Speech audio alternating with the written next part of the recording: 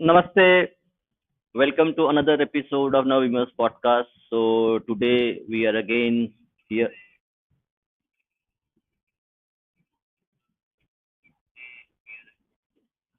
Today we are going to have another stream where we will be reading this book, part two of the book, Indian Strategic Culture, okay, by Mr. G.D. Bakshi. So we have the PDF created with us. So this book is specifically talks about the Mahabharata and the Kautilyan ways of war. So I'm going to read the book physically, and I also have the PDF prepped up for everybody. So we'll take a minute or two for the people to join in, and then we will start the reading. Today we have a very interesting chapter that we're going to read. So yesterday we were talking about the battle formations, which was described in Kautilya in the book Arthashastra, Kautilyan ways of war. So we're going to continue this topic, and we are going to expand a specific portion of the what we say in the ancient Mahabharata ways. We had how the armies should actually move in battle formation. So today's episode is specifically going to be on battle formations. So we'll give audience a minute to join, and then we will start the reading session. So welcome Saptarshi, welcome everyone who is joining. Let me just get the PDF prep for everybody.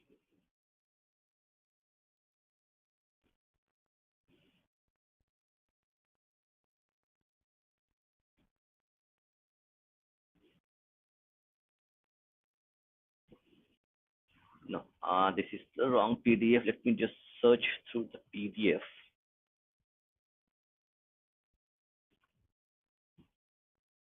Yeah, we have the PDF.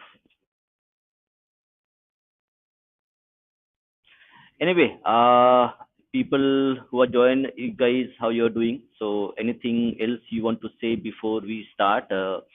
You can say till I get the PDF ready. And we also have the presentation. So do you want the presentation to be done currently, or you want only the PDF? So I also have the presentation with me. So we can also do the presentation as well as the PDF. So if you guys can say you want the presentation to be done first, then the reading, or alternate around. So we can do both ways.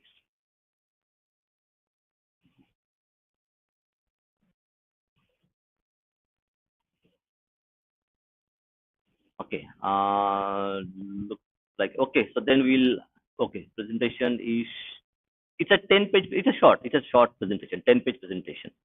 So there are 10 specific topics which we have found out. So we'll okay. I think we'll just read the book, and whenever fit appropriate, I'll fit the presentation. That would be a better option. Let's just start reading the book first, and whenever there is a requirement, we can just use the presentation as a filler to actually expand our point of view. So that should also be fine. Okay. So now I am going to share the screen.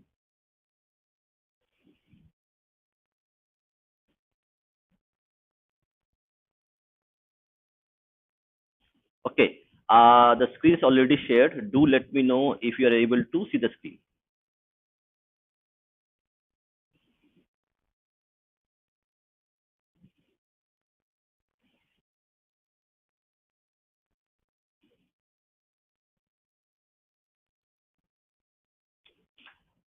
And guys, just let me know if you can read the text. So I will try to zoom it more. Is the text readable to everybody?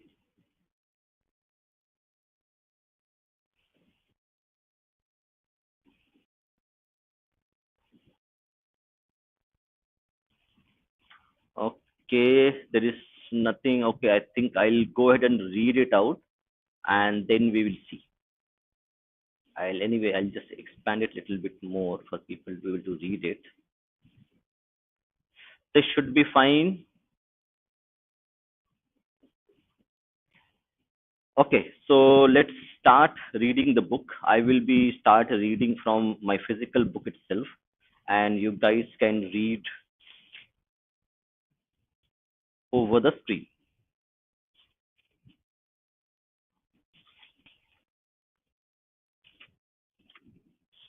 Okay, let's do.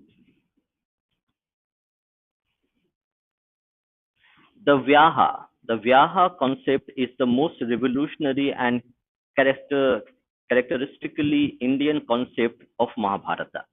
So this way of fighting a war, the formation war, is like the Indian invention in a way. This is something which is unique to Indian ways of fighting a war. That's why I chose this chapter because this is something going to give a bit more detail into the innovations of military technology, military theory, and military tactics on fighting a war. So the Vyuha concept is the most revolutionary and characteristically Indian concept of Mahabharata.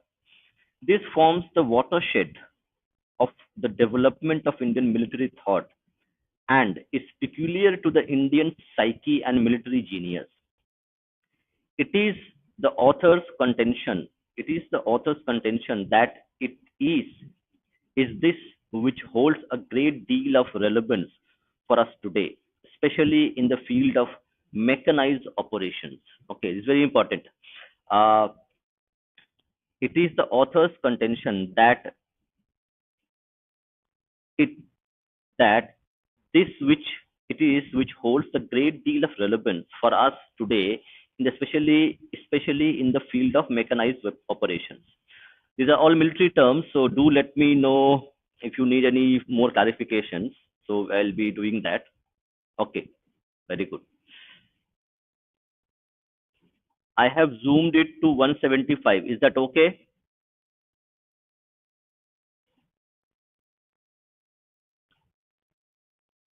Do let me know if it is okay or not. So, or I'll make it 200. Okay, thanks.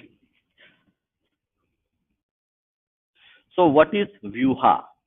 Normally, Vyuha is taken to mean simple formations adopted by an army or its subunits to fight a particular battle. But Vyuha went much beyond that. The geometrical organization of the Vyuha restricted the tactical options open to the enemy to a few predictable responses. These were catered catered for by well-rehearsed battle drills. To elucidate, let us say one army adopted a circular formation or vyuha. Then, to attack it, the enemy had a limited set of operations. These were treated as contingencies for which detailed battle drills were laid down. This implies that ancient Indian military leaders did not rely on conventional appreciations and on the spot analysis, but to ensure speed of decision, elimination of confusion, and minimal wastage of time in passage of orders, they relied upon well laid sets of battle drills which were integral to each battle formations or so battle formations, okay, or vyaha is the root, okay. Vyaha, which means cover or veil. Okay, very good. Thank you, Nandish. So, okay, so let me just see. Okay, it means so Vyaha, which means cover or veil. Okay, but here the author is saying to ensure speed of decision, elimination of confusion, and minimal wastage of time in passage of orders, they relied upon well laid sets of drills which were integral to each battle formation. Yeah, it's a Sanskrit word, so it has little bit changed. Okay. Let's go to the page number.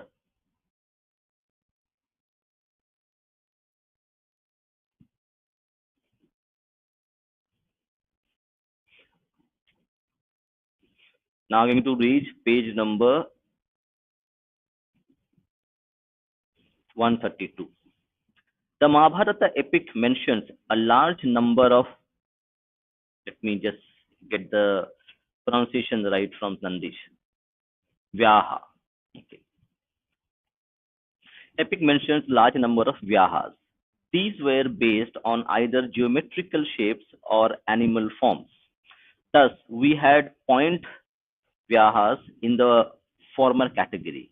Okay, so thus we had geometrical and animal form. Thus, we had circular, half moon, or crescent shaped, square shaped needle point Vyahas in the former, former category. We will also see the formations in terms of graphics that will come later. So don't worry about that. In the latter, there were Vyaha formations based on the shapes of the heron, vulture, eagle, whale, or fish. Each Vyaha was not just a geometrical shape or array, it also had a set piece battle drills. So every battle formation of Vyaha had its own drills and how to utilize them. And one more thing, in the chat, subscribers, if you want the PPT to be presented, do let me know. So I will stop reading and present the preparations that we have created PPT for this. So it will have graphics. It will also have a bit more pictures and also describe what we are talking about. The conceptualization of Vyahas was possibly aided by representative games like chess and Chaucer. So chess and Chaucer both are Indian games. Chaucer is less known. Chess is more known. It is said that a Brahmin devised the Indian game of chess. It was essentially a war game. The chessboard represented battlefields, and the horses, foot soldiers, elephants were the chess pieces. Representative war games like these must have been instrumental in the development of Vyaha battle arrays and battle drills. These help to synchronize and harmonize the actions of four variable speed maneuver masses on the battlefield. The battle arrays and their associated battle drills helped to reduce the fog and friction of war. Very important words. The fog and friction of war, and unleashed coherent, controlled responses set pieces.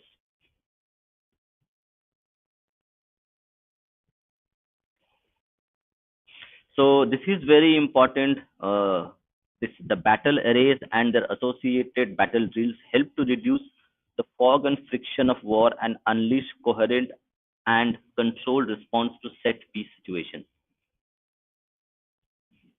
Very interesting. So we're going to read now the Soviet formation. Soviet Vyahas. It is interesting to note that the erstwhile Soviet army used to advocate a similar methodology. In the Red Army, there were no conventional appreciations. Below divisional levels, brigades and battalions, and below fought as per well rehearsed and thoroughly understood battle drills. True, to some extent, this might curb initiative, but this method is most suitable for the influx for the flux and confusion of fast moving mechanized battles. The very interesting thing. Fast moving mechanized battles. That is why an army as professional and competent as the erstwhile Soviet army placed great reliance on well practiced battle drills to cater for the large contingencies that can easily be foreseen in peacetime. The Soviets call the concept standard norms.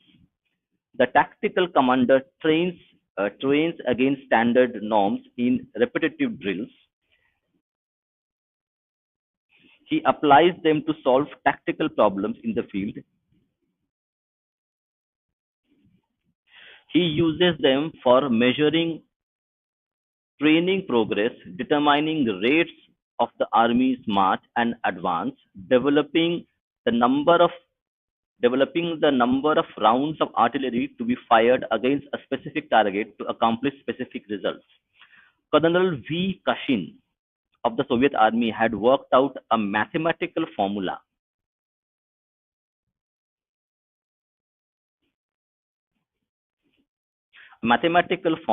for deriving such norms. The value of the base norm of the performance of a combat task can practically be derived as arithmetical mean of the actual time expenditure for the given task by different units under different conditions. Units are then graded in these in terms of excellent, good, and satisfactory.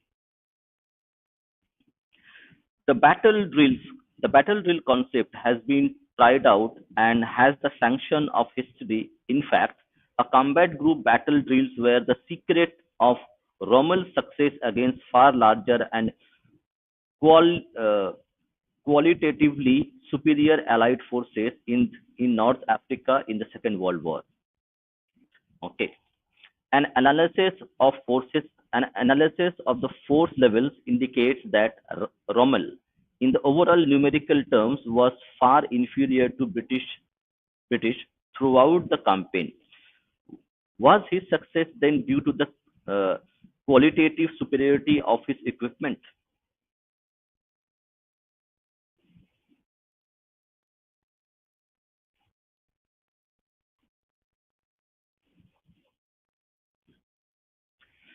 B. H. Littleheart, in his History of the Second World War, has dealt exhaustively with this aspect, analyzing technical factors while discussing the British defeat at Gazala. He says, most of German medium tanks were armed with the short 50 millimeter gun, which had a penetration slightly inferior to two-pounder gun of high muzzle velocity with which all the British tanks were armed. In armor, most of the German tanks in 1941 had been more thinly protected than the newer British cruiser, 30 millimeter max against 40 millimeter. The Grant had 78 millimeter armor and the Valence 65 millimeter armor. In anti-tank guns, too, the British had regained a qualitative advantage through the arrival of their 6-pounder 55 millimeter gun, which was 30% superior to penetration to the 50 millimeter anti-tank gun of the Germans. Although the German 88 millimeter gun still remained the most formidable tank killer, Rommel had only 48 of them. Okay, let's check chat and see what's going on.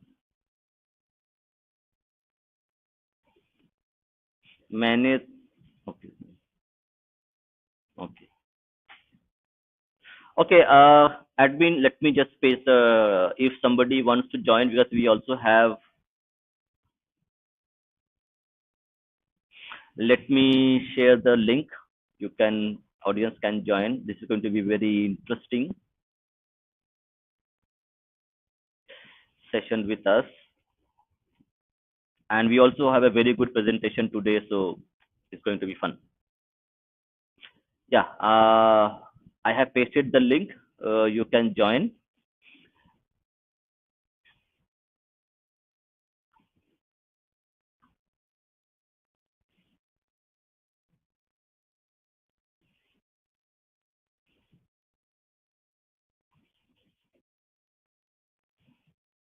Uh, so Nandish is saying okay.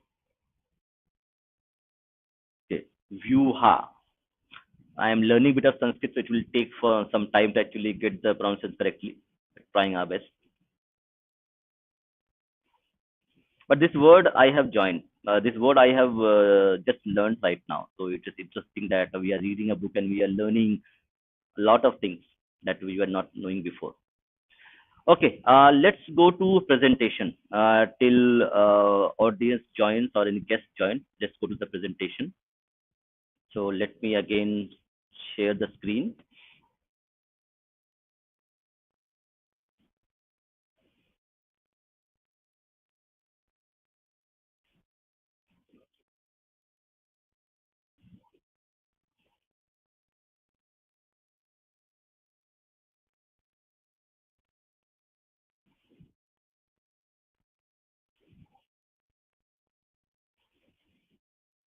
We'll trying to upload the few more presentation that we had. It is being uploaded now. So just hold on for a minute. The presentation is being uploaded.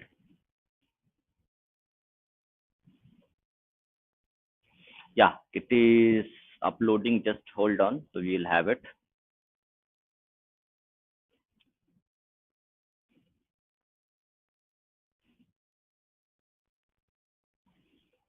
Okay. So we have the presentation ready. So do let me know if it's available to you. Is it visible?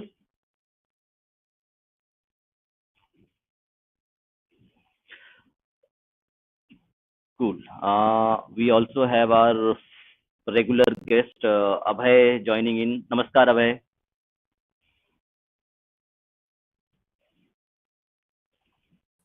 Till then, नमस्कार we'll दादा। नमस्कार नमस्कार। तो आज हमने ये भी बनाया है प्रेजेंटेशन। तो आप बताएंगे, आप तो आपको पता है हिंदी और संस्कृत के बारे में, तो इसको कैसे करते हैं प्रोनाउंस? व्यूहा मैंने तो या मुझे संस्कृत का उतना ज्ञान नहीं है, पर हिंदी में जो पढ़ा है हमने व्यूह रचना पढ़ा। व्यूह, करेक्ट, व्यूह व्यूह रचना। रचना। हाँ, अच्छा, व्यूह व्यूह रचना। रचना। क्योंकि मैंने हिंदी पढ़ी नहीं है एकेडमिकली स्कूल में, तो मुझे वो नहीं पता है, मुझे नॉर्मल पता है। तो व्यूह, करेक्ट, व्यूह रचना। हाँ, व्यूह रचना। हाँ, वेरी गुड, धन्यवाद आपका। तो ये हमारा प्रेजेंटेशन है जो इस चैप्टर के बारे में। ये चैप्टर बहुत बड़ा है, तो इसको हम धीरे धीरे पढ़ेंगे। इसमें बहुत सारी चीजें ऐसी हैं। तो व्यूह, ancient strategy and modern insights. तो हम जो अभी पढ़ रहे थे, हम लोग इसको देखेंगे। ठीक है। टेक्स्ट विजिबल है कि नहीं, जरा बता please audience, tell if the text is visible.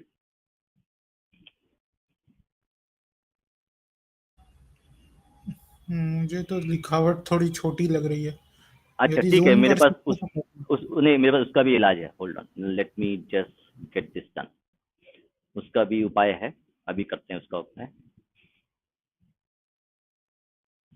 बस 30 सेकेंड लगेंगे मुझे उसको फिर से निकालने में, और मैं उसको एक बार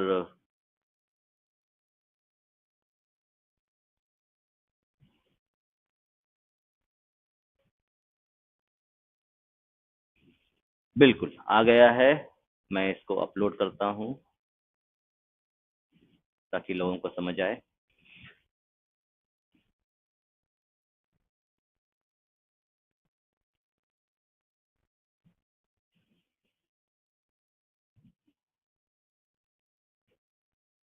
अब स्क्रीन दिखना चाहिए, मैंने इसको अपलोड कर दिया है।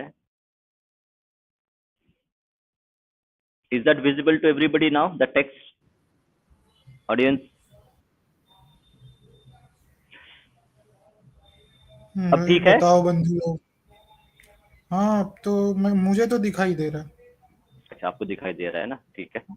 तो हम चलते फिर हैं, भी ये है। फिर भी दूसरों के साथ सुविधा के लिए यदि आप बड़ा करेंगे तो ठीक रहेगा, बड़ा है, बड़ा मुझे है, लगता मैंने बड़ा कर दिया है, है। 200 है आई थिंक इसमें। अभी जाते हैं ना। So audience, do let me know if the text are visible to you, so that we can go ahead.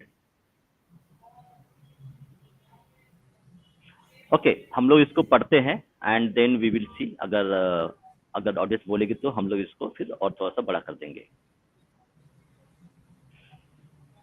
So Vyuha strategy, exploring the ancient military strategies, revolutionary Indian military concept. Vyuha represents, तो ये view का शब्द का मतलब क्या होता है? अब अगर आप बताएंगे। जितना मुझे ज्ञान है हिंदी से वो है हम्म, फॉर्मेशन। अच्छा, तो जैसे व्यू का मतलब क्रिकेट में फॉर्मेशन ही भी, होता है। हाँ, हम्म, क्रिकेट में भी फील्डिंग को आप व्यू रचना कह सकते हैं। क्रिकेट में, ओके, फुटबॉल में फॉर्मेशन को हम लोग अच्छा, सामान्य बहुत रूप से उसका प्रयोग करते हैं। बिल्कुल बिल्कुल। तो Vyuha represents the strategic approach rooted in Indian warfare traditions, originates from Mahabharata। तो मतलब बहुत सारी चीजें हैं जो हम सीख सकते हैं महाभारत से। एक है कि कैसे लड़ाई लड़ी जाए, क्योंकि महाभारत का एक प्रधान अंग है 18 डेज ऑफ वॉर। जो बहुत चीजें हमको सिखाती है, बहुत चीजों के बारे में. Involves geometric battle formations. Vyuha utilizes precise geometric patterns to organize troops effectively. इसमें Includes एक pre उदाहरण है चक्रव्यूह, या बिल्कुल बिल्कुल बिल्कुल, मुझे ये याद आते आते रह गया था कि चक्रव्यूह. जिसको बिल्कुल ये अभिमन्यु नहीं तोड़ पाया था, उसमें प्रवेश कर पाया था पर बाहर नहीं निकल पाया था और अर्जुन ने तोड़ बिल्कुल दिया था। बिल्कुल बिल्कुल. So it includes pre-planned drills to ensure disciplined execution of battle strategies in view or in formation. Purpose of view. व्यू रचना का पर्पस क्या है? Limit enemy tactical options. Formations और व्यू रचना were crafted to restrict enemy strategies, forcing them into predictable actions. Provide pre-planned response. These formations allowed for quick organized responses to various battlefield scenarios. Enhance decision making speed. बहुत, this is very important in terms of warfare when you have a kinetic situations going on. Predefined strategies reduce decision making time, increase efficiency. Reduce battlefield confusion. Structured formations minimize chaos, enhancing clarity and coordination. हाँ, मतलब आजकल के modern corporations में क्या होता है, सबका सब कुछ पता रहता है कि किसको क्या काम करना है, किसको किसकी आदेश पे चलना है। मेन ऑर्गेनाइजेशन ही है जो मानव मनुष्य को और विकास की ओर ले जाता है।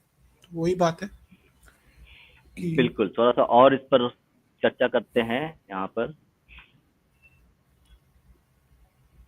So, geometric shape of view includes circular, crescent, T-shaped formations used in battle. Animal forms of view. Formations inspired by animals such as heron, vulture, and eagle. ये काफी इंटरेस्टिंग है. German Laager formation used by Rommel in Second World War in North Africa during World War II. Circular defensive position allowed for rapid deployment and retreat, centered around protecting supply lines and vehicles. Ancient Indian Shakta view. Ancient strategic military formations known as T formation emphasized strong central defense, facilitated quick offensive maneuvers. तो हम देख रहे हैं कि जो जिस चीजों के बारे में बात की गई है महाभारता में, उसका ही इस्तेमाल होता जा रहा था फॉर थाउजेंड्स ऑफ इयर्स. उनके नाम बदल दिए गए थे पर वो एग्जैक्ट सेम ही थे. हमें एक बार इस पर भी एक बार कुछ थोड़ा सा शोध करना चाहिए कि क्या हम्म. आज के आधुनिक युद्ध में भी ऐसे कोई व्यू रचना का उपयोग होता है, मतलब व्यू रचना का हाँ. उपयोग होता है, पर जिस प्रकार की व्यू रचना के विषय में बात की गई है महाभारत में, उस प्रकार की व्यू रचना का उपयोग होता है या नहीं, इस पे एक बार आ, शोध कार्य अच्छा रहे। या शोध अभी कार्य नहीं, अभी थोड़ा सा जानने वाला। अभी कर लेते हैं. हमारे पास एलएलएम है, उसका इस्तेमाल कर लेते हैं. So it will be interesting. A very good question that you have asked. So this is very interesting in terms of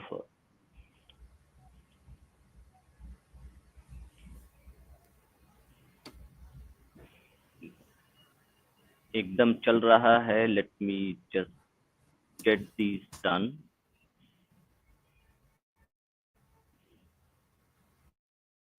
शोध कार्य ऑन है.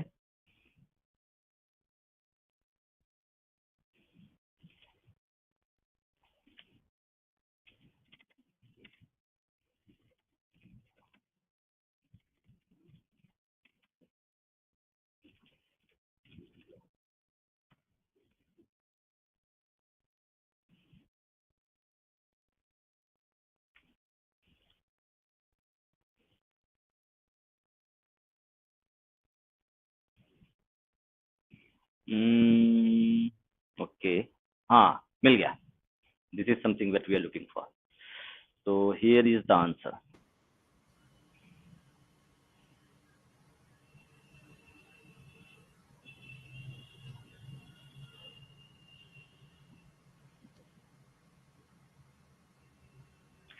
तो टेक्स्ट दिख रहा है, आई थिंक मैंने चेंज नहीं किया है, या हाँ टेक्स्ट हाँ, दिख दिख रहा रहा होना है, चाहिए।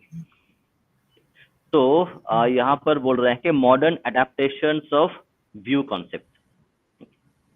Flexibility. Modern military doctrine emphasizes adaptable formations rather than rigid shapes, aligning with the view principle of having multiple pre-planned configurations. Combined arms, the integration of different unit types in view. So अगर हमें याद है, if you remember that we had read the chapter, the episode 1, where Mr. G.D. Bakshi mentions the infantry, the cavalry, okay, the special forces. So there are four pillars of war on which Mahabharata war was fought, compared to one pillar which was the infantry in terms of art of war. So ये जो view रचना है, this व्यू रचना is capable of integrating infantry, chariots, and elephants, is reflected in modern combined arms tactics, where you have a combined battalion traveling, and you will have armored APCs, armored personal carriers. You would have gun mounted, also you also have like guns mounted on that. You also have special forces people who would be protecting the contingent. You will also have the infantry going. So ये अच्छा है. Pre-planned responses. The concept of having set battle drills for different views is similar to modern standard operating procedure. Interesting. For various combat scenarios. So the infantry will have their own SOPs. The special forces will have their own SOPs. The armored forces will have their own SOPs. ये interesting है. Psychological warfare. Just as some views were designed to intimidate enemies, modern militaries use shock and awe tactics to demoralize opponents. Terrain adaptation. Views were often chosen based on terrain, a principle still crucial in modern warfare. Right? The way you fight a war in a jungle or on a plain, or for that matter on deserts, okay, it's very different. So yeah, in that context, they will be get adaptable. So it's a like kinetic strategy where it is built on. While modern warfare has evolved significantly with technology and doctrine, the strategic thinking behind the ancient view continues to influence military tactics.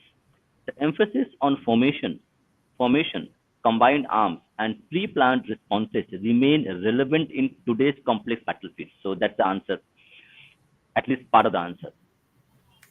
हाँ, मतलब यहाँ पे army में तो पता चलता ही है कि व्यू का प्रभाव है। वो नेवी और एयरफोर्स की बात थोड़ी सी अलग हो जाती है, क्योंकि वहां आ, पर वहां हाँ, पर क्योंकि वो इसके बारे पहले में भी चर्चा करेंगे, क्योंकि जो हम पढ़ रहे हैं, तो हम लोग ये तीन किताबें एक साथ पढ़ेंगे। एक है अर्थशास्त्र, एक है ये किताब द इंडियन मिलिट्री। मैं फिर से एक बार दिखा दूं दर्शकों को, ये है किताब द इंडियन स्ट्रेटेजिक कल्चर, मतलब Mahabharata and Kautilyan ways of war. तो हम ये किताब पढ़ रहे हैं, इससे कुछ चैप्टर्स पढ़ेंगे जो रिलेवेंट है हमारे स्पेसिफिक टॉक्स के लिए, और हम लोग और भी पढ़ेंगे अर्थशास्त्र, और एक और किताब पढ़ेंगे जो हम कल पढ़ने वाले हैं, that is by mister Sanyal, mister Sanjeev Sanyal, the principal economic adviser to government of India. तो वहाँ हम चर्चा करेंगे with regard to policy, governance and economics. तो आई थिंक जब हम इस पर चर्चा करेंगे तो नेवी के बारे में भी शायद कुछ होगा अर्थशास्त्र में, तो उसके बारे में भी हम चर्चा, तो we will have some more ideas. इसको पढ़ लेते हैं। हाँ, ये मेरा एक सुझाव है। यदि आज के हम्म आधुनिक युद्ध नीति के भी एक पुस्तक को आप लोग चुन ले पढ़ने के लिए, जो आजकल के हम्म समय में युद्ध नीति लाई जाती है, हम्म। उसकी यदि तुलना पहले से करेगी कैसे वो विकसित हुई है समय के साथ, वो पढ़ने हम्म। में एक वो रहेगा। वो वो एक बहुत ही रोचक बिल्कुल विषय बिल्कुल, है। ये आई थिंक ये अच्छा विचार है कि हम इसके साथ ही एक और किताब जोड़ देंगे जो आधुनिक युद्ध नीति है उसके बारे में, मॉडर्न वेज ऑफ वॉरफेयर। तो हम लोग ये किताब ढूंढेंगे और उस पर चर्चा करेंगे। तो अभी हमारा प्रेजेंटेशन नहीं, हमें ये प्रेजेंटेशन नहीं दिखाना है हमें, ये वाला ये। Okay, so let's go to the first few pages and then will go back to reading. तो ये हम देख चुके थे ये वाला। तो larger battle drills, tactical formations of tanks and infantry, mobile formations, components involved and response tactics. So एक जो होता है बैटल कंटिंजेंट, तो उसमें तीन चीजें होती है कि आप क्या एपीसी इस्तेमाल कर रहे हैं, आर्मड पर्सनल कैरियर्स, आपके जो ट्रूप्स हैं वो कैसे, how they are going to protect the battalion और how they are going to protect the contingent. और कुछ होते हैं स्पेशल फोर्सेस जो मोबाइल होते हैं, मोबाइल फॉर्मेशन, जो एक्चुअली हेल्प करते हैं जब कोई अटैक होता है उस कंटिंजेंट पे। A flexible and dynamic box of military units, a flexible and dynamic box of military units includes tanks, infantry and anti-tank guns, predefined responses to attack from any direction। हमारे साथ एक और लोग जुड़े हैं। नमस्कार ऋषि। नमस्कारम सभी को। नमस्कार। आपकी थोड़ा सा और आपकी थोड़ा सा और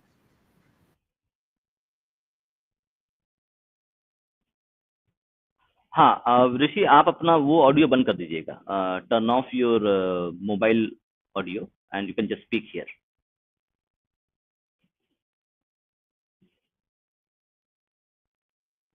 Is this okay? या it's okay now, Yeah, go it's ahead. okay now. Go ahead.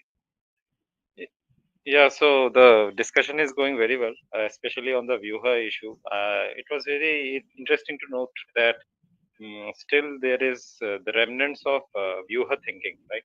So Vyuha strategies are still applied, but keeping in mind the modern context, so it is very much modified as per circumstances. मुझे मुझे एक बात पूछना था इस विषय में मेरी कि इस व्यूह की जो रचना है वो क्या सबसे अच्छा मतलब एयरफोर्स में होता है, मतलब जब स्क्वाड्रंस भेजा जाता है आकाश में, तो तब क्या बहुत अच्छी तरह से व्यूह की रचना हो सकती है? आपको क्या लगता है? नहीं, सी आई एम नहीं, not a see military I expert, am पर मैंने जो भी किताब पढ़ी है अभी तक, तो द फॉर्मेशंस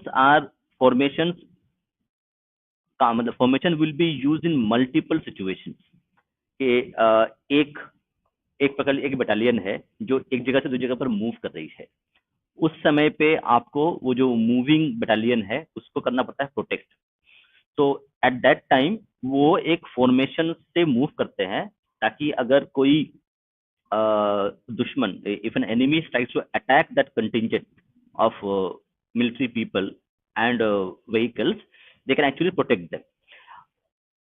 सेम तरीके से अगर आप एक युद्ध, एक वॉर फ्रंट में है, तो if in a war front fighting kinetic active war, उस पर भी आपको फॉर्मेशन बनाने पड़े। Formation is an integral part of the way you fight the war, the way you make strategy, tactical strategy to fight the war. तो ये हर जगह पर अप्लाई होता है। In navy I am in navy may not sure के वो कैसे होता है, but even in navies you will have formations when you have the battle group go into the ocean to fight war, तो वहां पर भी होते होंगे ऋषि। राइट वही होगा। ट्रू। Let's continue. आप अच्छा पढ़ रहे थे वो effectiveness of tactical formations. Okay. और मुझे लगता है आजकल के समय में हम्म। व्यू रचना से अधिक इंटेलिजेंस का महत्व है कि आपको पहले ही पता चल जाए कि आपका शत्रु कहाँ है। No no no. जैसे मैंने मैंने एक बार F-18 का सुना था, मतलब F-30, क्या नाम है अमेरिका के सबसे लेटेस्ट फाइटर जेट का, हम्म। फाइटर प्लेन का, एफ थर्टी F-34 में फाइव था। F-35। F thirty F five thirty five F-35, हाँ। तो उसमें मैंने सुना था कि वो लोग का रेडार इतना तेज होता है कि वो लोग 1000 किलोमीटर दूर से पता लगा लेते कि शत्रु कहाँ है। तो उसमें उनको बहुत एडवांटेज मिलता है, जबकि दूसरे जितने भी लड़ाकू विमान हैं उनमें वो क्षमता नहीं होती। नो, पर एक बात है तो कि जैसे कि हो आप सकता। जा see, okay, I got your point, but there is also a thing कि अगर आप, मतलब जैसे कि पकड़ लीजिए 5 का एक स्क्वाड्रन है, करेक्ट? तो जैसे कि even if like if you going for a air red, जहां पर यू आर यूजिंग F-35 और other aircraft like fighter aircraft, वो भी आकाश में एक फॉर्मेशन पे फ्लाई करते हैं। They are not single, so you will have your primary attack aircraft, you will also have aircraft which will actually protect the primary attack aircraft। तो वहां पर भी फॉर्मेशन का इस्तेमाल होता है। तो फॉर्मेशन जो है कि कैसे आपके assets, they are called war assets, humans, guns, supply lines, they are called war assets. तो every you need to protect the assets with assets. तो आपको वहां पर भी यू विल सी के the plane would fly in a formation, and that formation will depend on कि वो कैसा फॉर्मेशन होगा, कि वो किस तरह का रेड कर रहे हैं, वो कैसे प्लेन्स हैं, उनकी क्या कैपेबिलिटीज है, उनके हिसाब से फॉर्मेशन बनता है और वो उस फॉर्मेशन में फ्लाई करते हैं। हाँ, मतलब मैं बस बोल रहा था कि अभी वो जो महत्ता है उसमें अंतर आ गया। जैसे नहीं नहीं, अ, कैसे एक, अंतर आएगा, कैसे अंतर आएगा? See, information is good, intelligence will give you information, पर उस इंफॉर्मेशन को इस्तेमाल करके उसके हिसाब से आपको बनाना पड़ेगा एक स्ट्रेटेजी, एक tactics, and the tactics cannot be implemented without having a proper formation which is defined by the SOPs।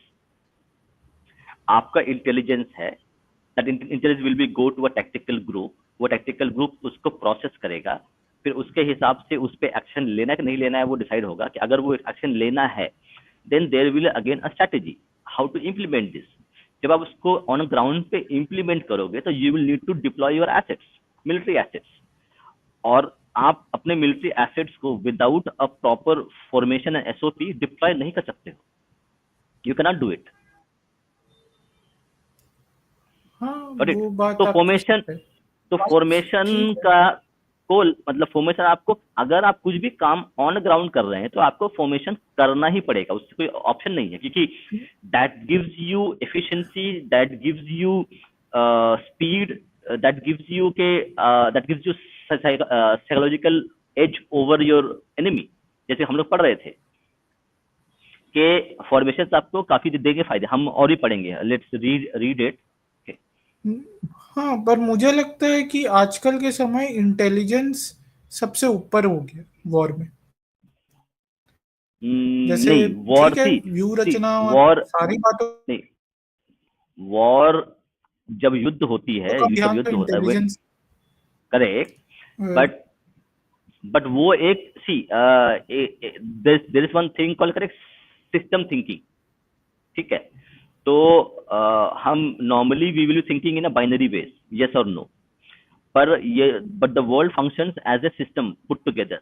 तो उसमें एक जो तत्व है वो अपने आप में कोई काम का नहीं है। ठीक है? आपका जो हाइड्रोजन है, ठीक है, और ऑक्सीजन है, वो अपने आप में कोई काम का नहीं है, पर जब वो हाइड्रोजन ऑक्सीजन मिल के बनता है इन सर्टेन प्रोपोर्शन, तो आपको पानी मिलता है। The same way, whether you are fighting a war or whether you are doing anything, you need to think in a like a systemic way, जहां पर कुछ components vital role play करते हैं।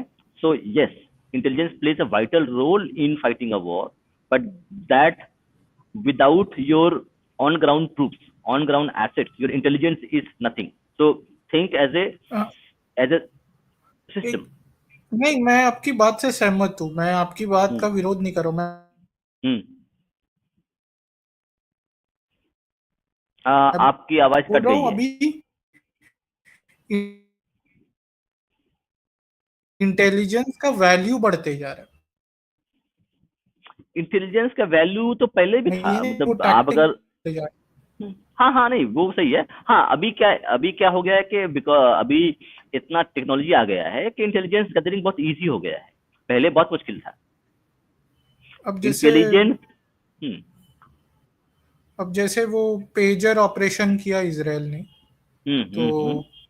वहां पे तो मेन काम तो इंटेलिजेंस का ही था, और फिर उसको प्लान आउट करके और कैसे डेटोनेट करना वो एक अलग विषय है। तो आजकल का हम्म। वॉरफेयर में बहुत चेंजेस आया, मैं वही बोल रहा हूँ और कुछ हाँ नहीं। हाँ, वो आजकल बिल्कुल बिल्कुल इंटेलिजेंस वो का तो। वैल्यू बहुत ज्यादा बढ़ गया। हाँ हाँ, बिल्कुल बिल्कुल। इस अगर तो मैं आपसे सहमत हूँ कि पहले क्या होता था कि पहले तो we were fighting with primitive weapons. तो प्रिमिटिव वेपन से हम फाइट कर रहे थे तो उतना ज्यादा नहीं था। पर अभी जैसे कि वेपन्स काफी हो गए हैं आधुनिक, they are quite dangerous and they are quite potent in terms of their fire power. तो इंटेलिजेंस बहुत इंपॉर्टेंट हो गया है।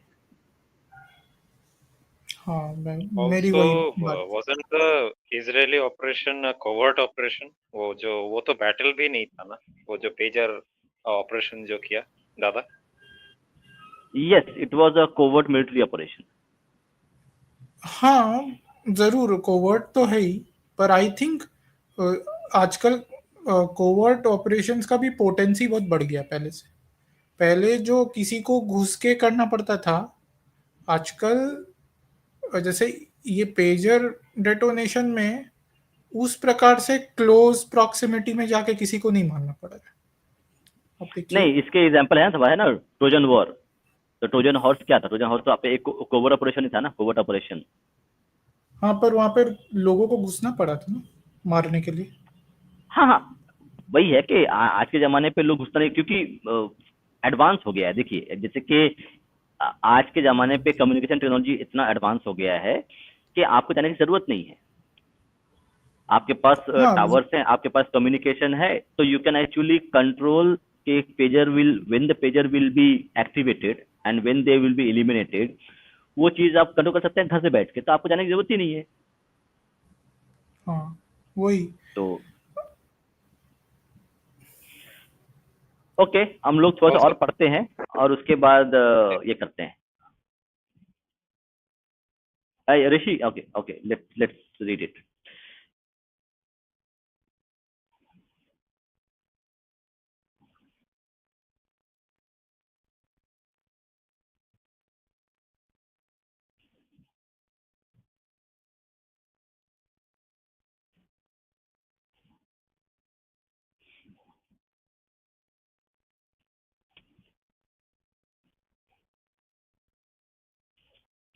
तो 134 हम लोग स्टार्ट करने वाले हैं।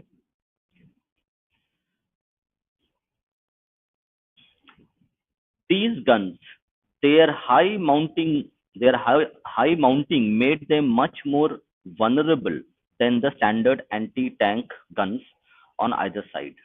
Little Hart concludes an analysis of the technical factors provides no adequate explanation of the Eighth Army's defeat at Gazala.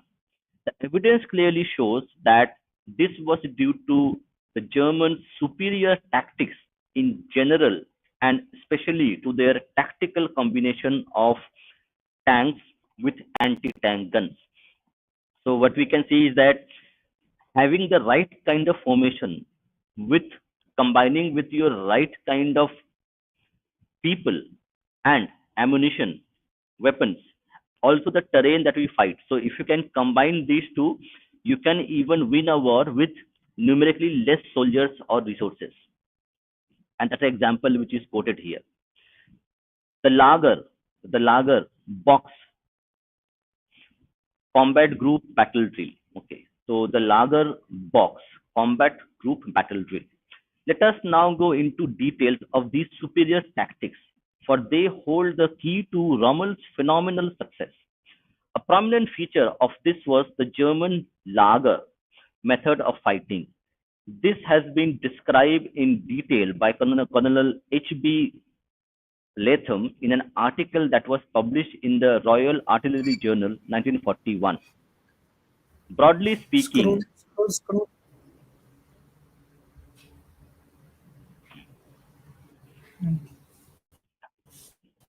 in the Royal Artillery Journal 1941, Bradley speaking, when at rest, each formation forms an anti-tank square or a box. When on the move, the unarmored arms and services march within the square with the armored formations escorting them. Very important we are talking about, correct? When there is a moving army or moving contingent or a battalion is moving, those who are unarmed are protected by the periphery of people who are at square in square formations, and they will protect. They have the arms and they will protect the unarmed personnel. So because in an army battalion, everybody is not bare arms. You will have doctors, you will have supplies, you will have other people who will be doing that thing. So you will have armed and unarmed people. So in a formation, the formation is like that the armed people would be protecting the unarmed in a square or box format. When on the move, the unarmored arms and service march within the square with the armored formations escorting them. If a German tank battalion was moving, it normally had the following grouped with it: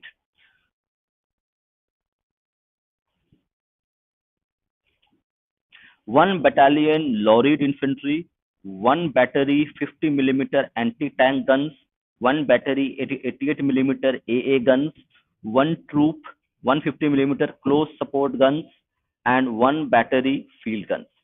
The entire mobile box or moving Laager formed a square 800 yards wide and 2 miles deep. So with that's a figure we will be there in the next page.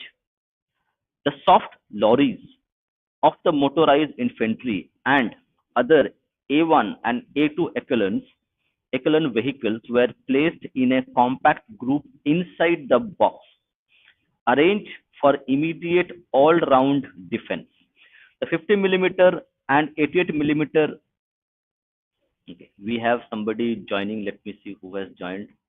Okay, very good. So we have Namaste. Namaste. Hope you had your coffee today. Kinda. I'm getting started. Okay, so we will finish this last para and then we can take your expert opinion. I don't have expert opinion, but I just read it. Okay.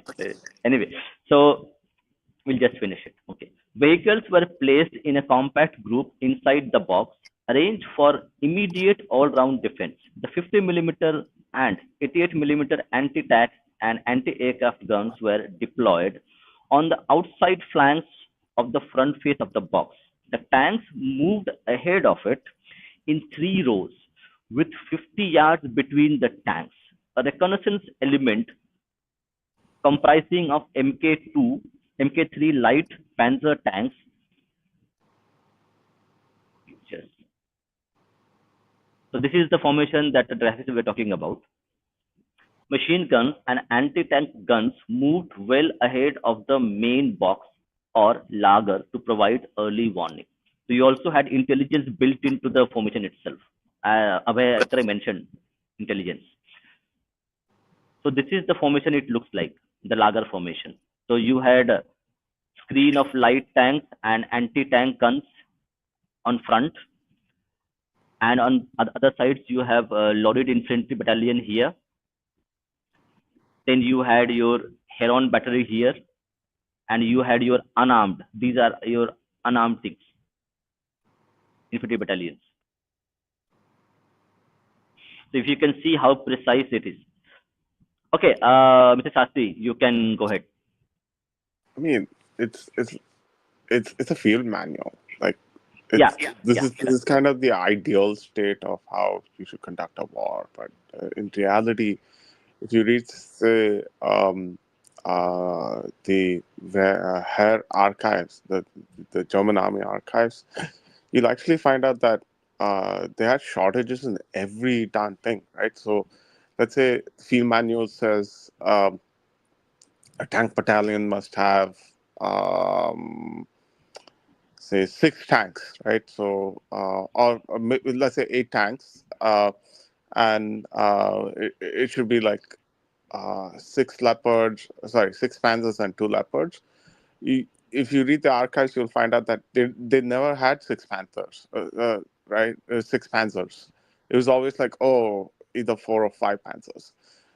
But these field manuals are always indicative, right? Like, oh, how do I use my anti-tank um, properly? And you also need to realize one more thing is that um, you can't afford to train people like you used to. Like prior to World War One and World War Two, if they wanted to train an army general or say a any kind of captain or colonel or like the middle rank officers, they would pick them from nobility and they'd train them for ages, like um, almost for a lifetime, right? Uh, but what field manuals do is that it democratizes it, right? So it's like you can pick a random civilian, you can give them a book, you can tell them, here's your field manual, go onto the field and win me this war. So that's what these books are for. Um, and I think like uh, I put it, Arthashastra, at least the war section, also works in a similar manner. It's also another field manual. Yeah, I think you are quite right in terms of like describing Arthashastra. It's a field manual, but it's more than that. Because it's a statecraft book. It's a kind of a field manual for a king, how to run run his kingdom. No, I'm saying that particular section that you read. Yes. Obviously, yeah. I think also we need to also see when Kautilya is writing that thing, he might have got this from some other people as well as his like fellow scholars, because that kind of detailed knowledge for an individual is very like difficult to attain. What do you think? I mean, he did come from Takshila, right? So that Yeah. itself is a huge university. And Hmm. the thing about uh, all our texts, right? Any kind of Sanskrit literature or anything like that, they're all primarily compendiums. The Hmm. Vedas themselves are also a compendium, right? What does Vedas mean? Vedas just means a compilation of something, right? Absolutely. So in the same way, Shastra is also a treatise, right? So a treatise is a Yes, it's a compilation of treatise. something.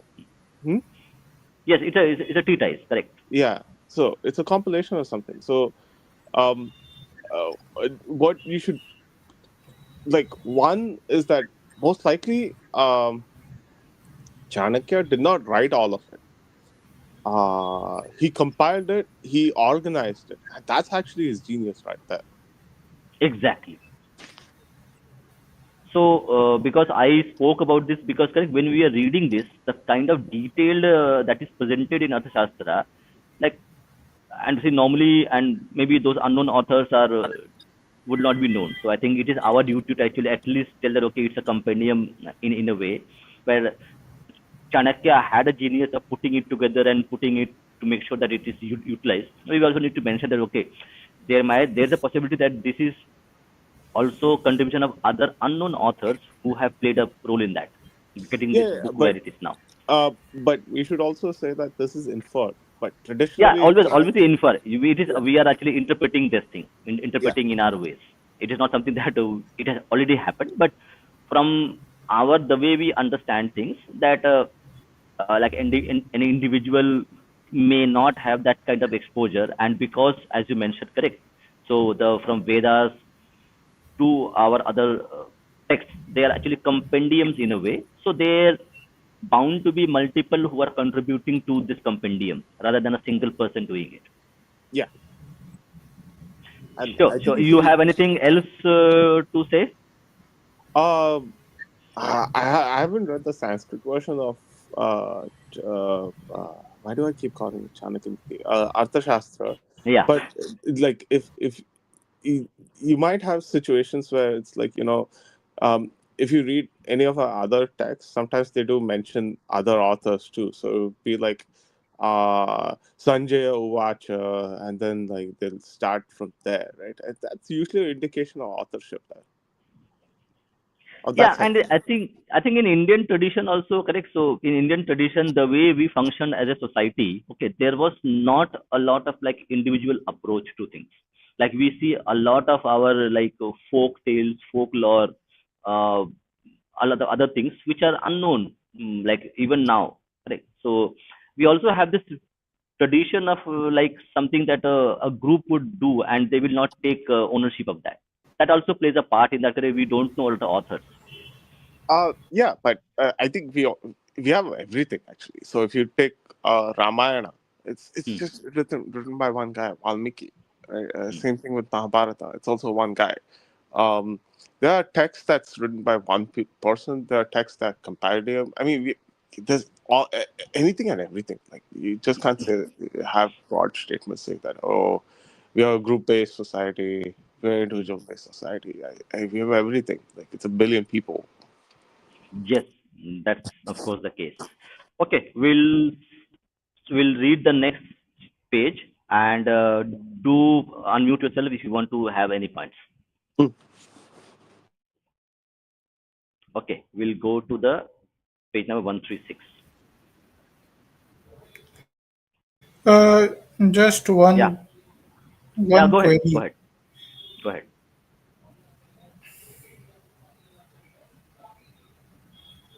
Go ahead. Abhay. Just one query. Here, they are talking about uh, unarmed battalion or something like that in the middle of the So formation. yeah. So What is see. the use of that unarmed Mhm. battalion? See, when you have a like a battalion or a corps, okay, or a company, okay. So everybody would not be bearing arms. So you have like medical services, you have engineering, okay, you have supply lines, you have cooks, you have like paramedics. So to run a military, you need like a whole city. Correct? As you mentioned earlier, we had mentioned that like having a military cantonment is like a city altogether itself. It has everything from communications. You need people who would use the communication equipment. So those people are not armed. So you need to protect them because you need them. You need the doctors. You need the engineers. You need the food. You need the cooks to actually feed the troops. Correct? Yeah, I mean, roughly speaking, for every soldier, you need like 1.5% for sustainment. Sustainment means that you're able to help them do what the soldier is supposed to do, right? So that's why like army sizes are usually huge, but like the combat strength is usually 50% of their size. Yeah, I think we have a very good question because we are discussing this. So, is there a difference between a military intelligence and intelligence agency?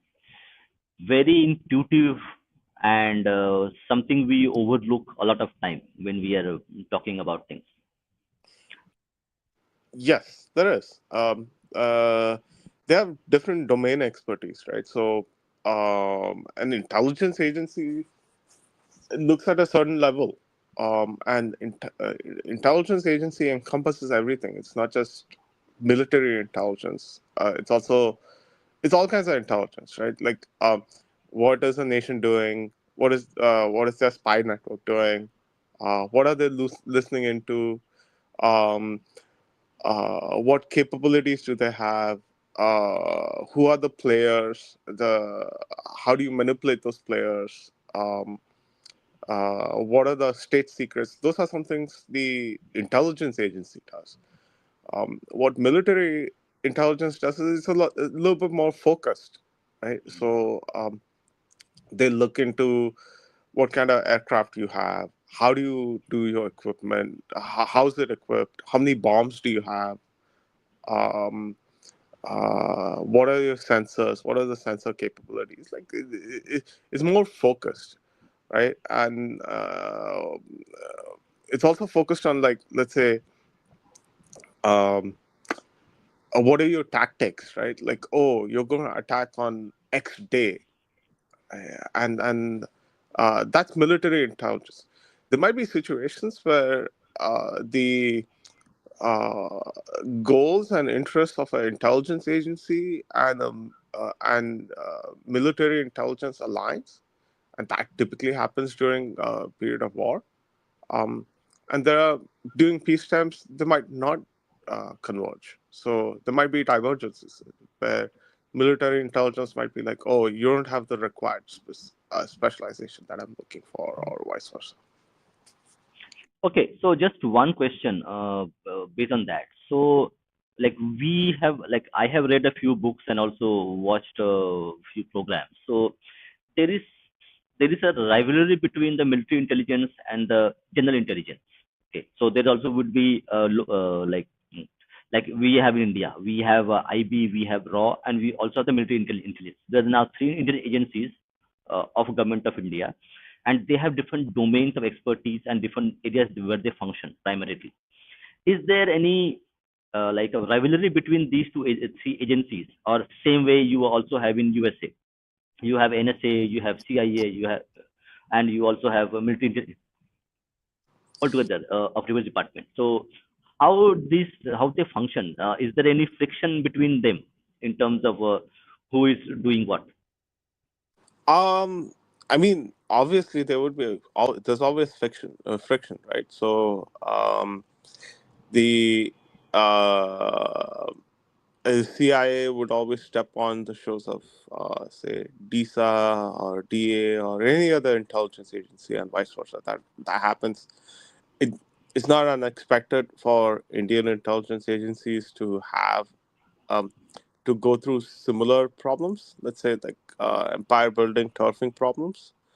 Uh, uh, but the difference might be just the intensity of it, right? And if you want to reduce it, I think the one good way is to have very clear objectives for each of the agencies, right? So that's how the United States tackles it. So, for example, NSA is only primarily focused on electronics intelligence. So it does not, uh, it functions in a way where any kind of overlap with the CIA is minimal, right? So because there's minimal overlap, there's minimal turfing and empire building. Um, to compensate with that, they have like a a larger agency on top that collects all the intelligence they provide, correlates it, uh, and like assesses it, does an assessment, and then forms like a really nice intelligence reports to uh, for the U.S. president to consume. In case of India, I think they are building something like a similar structure. But if you want to get more ideas on it, just go to Google and search, use the keyword NSCS India. I believe it's called National Security um Council Secretariat. There you go. Okay, National Security Council, NSC. No, no, no. It's National Security Council Secretariat. Okay. NSC is different. NSC is the what we used to call it previously. NSCS Mhm. is what it's called today. Um, NSCS is like there are more people. Like there's Doval on top, obviously, but he has a whole team instead of him just being one person. Yeah, I got it. So it is already there. So you also have the website which is there. So let me actually share it. So it's interesting. So this is what it looks like. NSCS, the National Security Coordination Secretariat. is a unit under the Prime Minister's office responsible for national security planning and coordination. So very good. So just one more question. Uh, I think there was a podcast happening between Mr. Kushal Mehra and uh, AIM. So where the Kushal Mehra asked the question, why India doesn't have a national security policy, and the answer was quite, I think, known to everybody, that why India doesn't have a coherent national security policy, which is going to be a coherent policy which is going to be adopted by every government, irrespective of whether it's BJP or any other party which comes into power. So why you think that is not still not there? Where India is the now fourth largest economy, it has a big economy, big military, a kind of regional power, or aspiring global power. Can it become like this without a coherent and policy on national security? Yeah, you can. Our region's quite dynamic, so I'm not sure what you can do with a national security policy per se. But I'll answer it in multiple different ways, right? So, um, let's ask the fundamental question: what's a national security doctrine supposed to do? What is a country supposed to do with the national security doctrine? So, okay, in my opinion, the national security doctrine would actually create fundamental values of the nation state, and which is going to be above the anybody's individual or political interests. So, like Nah, the way you have in Israel. no, that's not what a national security document is. A doctrine is Hmm. for, right? It I highlights what the country's strategic direction, um, Mm-hmm. and you are supposed to review it periodically, right? So you'll have some tactical, or rather near-term, medium-term tactical objectives, and you sort of have a plan and a kind of focus. Not a, I wouldn't say focus.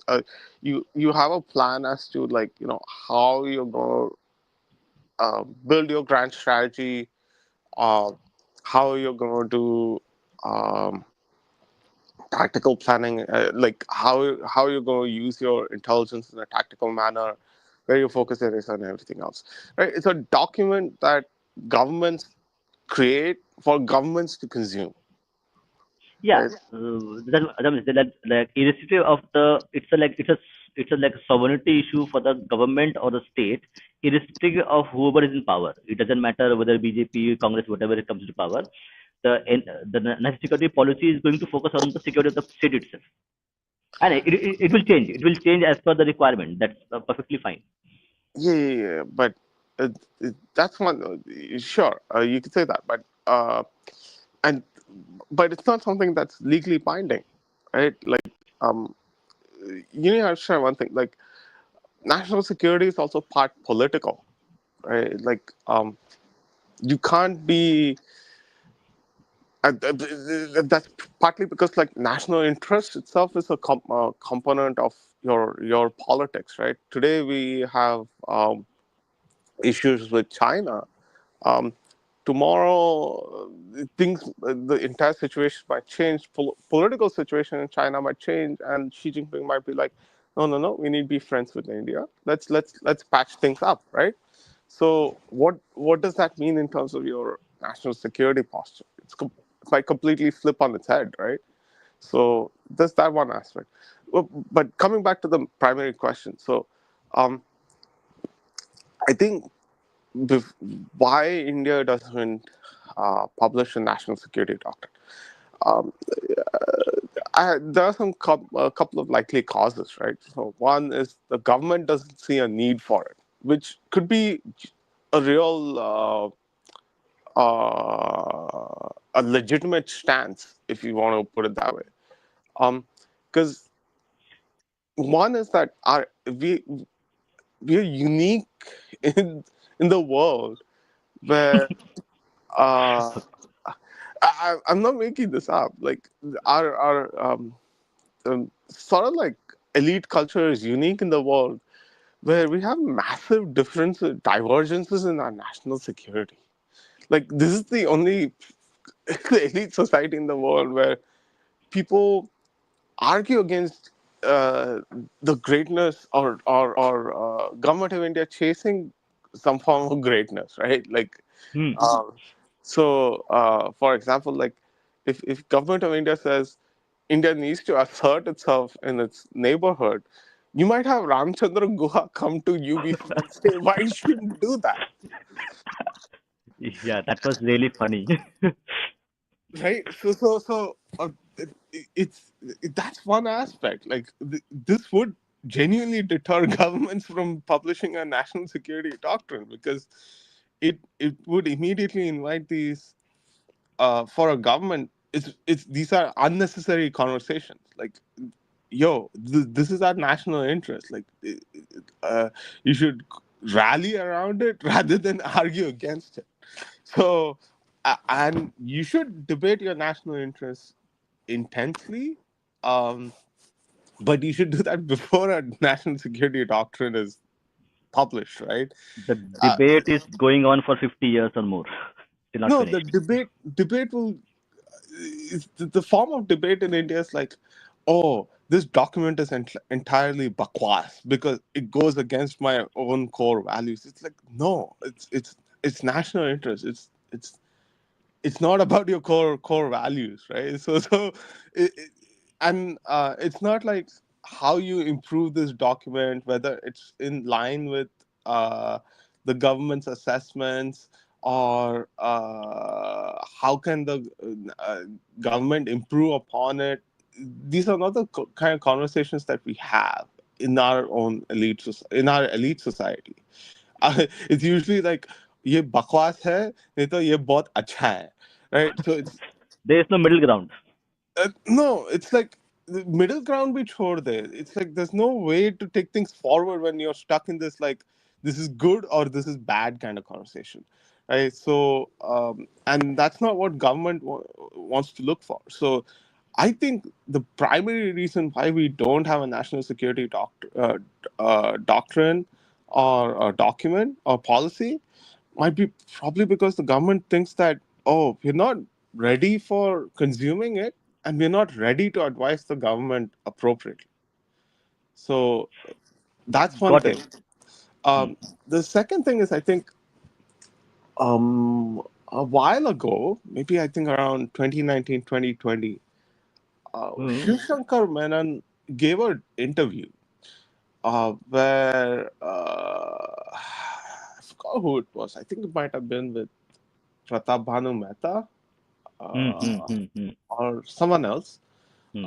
where he was asked the same question. And he had one very interesting thing to say. He basically said that one is that the government thinks that any national security document that it publishes, or even a committee report, is typically seen by the electorate as a is perceived by the electorate as a manifesto, an election manifesto, right? Hmm. Interesting. So if it's so it becomes an electoral promise, and when it when that becomes the perception, then it's a disaster. It's a complete disaster.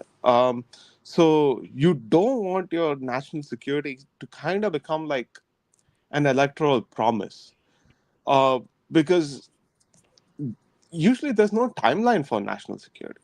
So for example, let's say, uh, take the current situation in Bangladesh, right? Our national security document might say something like, "Oh, we need to build good, strong, peaceful relations with Bangladesh," right?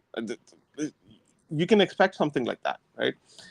Now, someone in Maharashtra might think that peaceful means Bangladesh has to be Bangla Bandhu with us all the time. Now, with the current situation, it might there might be enormous public pressure to say, "Yo, government of India, you should invade Bangladesh immediately, do a regime change." But government does the government of India have the capacity to do that? I think I doubt it, right? And if that pressure is not managed effectively, and people keep citing, "Hey, look at this, your national security document says this. This is your electoral manifesto," then it would quickly lead to um, if not planned appropriately, it would quickly lead to a disaster of India itself, right? You might have a 65 and I'll I will just interject here. So, see, the national security doctrine is a guiding principles, not certain steps that take. So, it's a guiding principle which the government follows. Like if you take US or even other countries who have even Pakistan has a national security documents. I think they have it partly published, partly private. it's not a guiding principle. Like it's a strategy and a tactical document, and But it is vague. Correct? It is vague in terms of its the way it is defined. It is there is no specific steps which will be there. So it will just okay. no. It's not vague because it has to be vague. It's just a level at which you look at things. But either way, I take your point in a different way. But I'm not talking about how the authors intend the document to be perceived, to be interpreted. I'm talking about how the electorate might perceive it, and how that might manifest into public pressure and lobbying that the government might not intend to go forth with. Yeah, I take your point on that. I take your point on that. But I have one counterpoint. The counterpoint is the power projection as a nation state and the the perceived enemy, whoever may be at that time, that projection is very important in terms of that what we intend to do if you invade us or if you do anything with us. So that gives a kind of red line for the enemy that you should not cross this. So, and that same thing happened, correct, in the Cold War with the Allied forces, US and Allied forces, and you had Soviets. So they had their Soviets said, okay, this is our red line, you don't cross it. They say this is our red line, and that is somehow projected via their documents on national security. So that gives a kind of a baseline where they know I will not cross this. So I see. I'll put it this way. I think most likely the government of India has an internal national security document already, right? Otherwise, it won't be building capabilities like it does. hmm, hmm, hmm, So we have nuclear weapons. hmm, Uh, there's something called as a nuclear triad. Nuclear triad basically means mechanisms of delivery of those weapons, right? hmm. It's one thing to have Sea, nuclear sea, weapons. air, and land. Exactly. So we have those capabilities, right? We are investing in what folks in NatSec would call strategic weaponry. So there's money being poured into hypersonics. Hmm. We constantly build new and new missile systems, right? Build new radar systems, right? We have we are constantly launching and building new ships, right? We have an aim for 350 ships, I believe, or maybe it might be lower. I think we're at 198. We're looking at 250 ships. So Yeah. um, so there is a coherent strategy. We just don't compile. We don't make it public. So that brings me to my final point, right? Hmm. Who's going to consume a national security document? Um, Probably think tanks, sure. General public, sure. More importantly, it's allies. Your allies need clarity on what your strategy is going to be. Um, but in our region, do we have allies? Um, Kind of yes, kind of no, right? Like it's very dynamic. So just 2 years ago, Maldives was up in arms against us, but now they are Hmm. with us, right? So when you have a region that's as dynamic as when you have a neighborhood which is as dynamic as India's neighborhood, I'm not sure if a national security document is going to do what it's supposed to do. Yeah.